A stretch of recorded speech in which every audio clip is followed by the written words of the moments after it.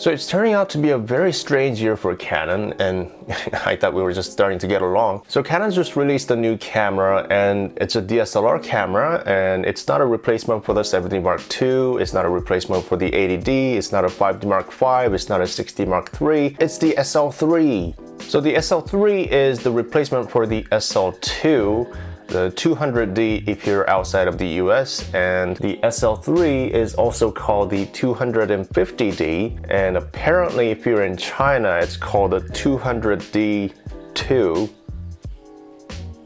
And earlier this year, I made a video about the SL2 and why it's a great camera to buy in 2019 for beginners and hybrid shooters and YouTubers. Its image quality is basically the same as much more expensive Canon cameras. It has great video options, great 1080p with the flip out touchscreen and Canon's great dual pixel autofocus. It's a great camera for the price.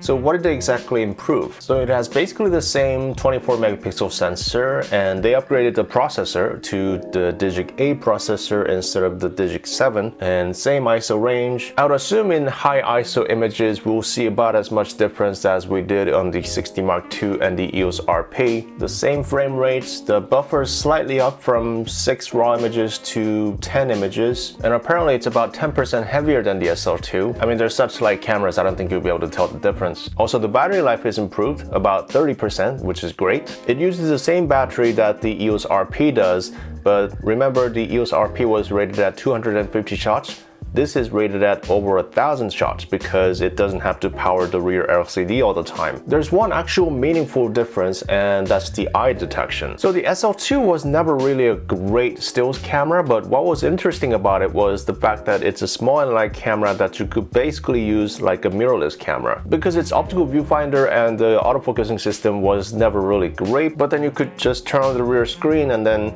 use it like a mirrorless camera with dual pixel autofocus, and it would work great. So adding eye detection to it will be a great news for portrait shooters. Yeah, it may not be as good as Sony's, but you know, these cameras are aimed for people who will be shooting their children and stuff, so I think it'll be okay. So I think in terms of stills, that's basically all the difference, and unless you're going to be shooting a lot of close-up portraits, I think you might be better off getting the SL2 and getting some better deals with it. And video is where you'll see much bigger difference, because in terms of video specs, this camera is now very similar to the EOS RP. So they got rid of the 1080p 24 frames per second, and they added 4K, but then there's a massive crop again. And since this is a crop sensor camera, 1.6 for the crop sensor, and I believe 1.6 crop again for the 4K. So if you have a 10mm lens, like if you have one of those 10-18 like a lot of vloggers use, a 10mm lens on this camera in 4K will be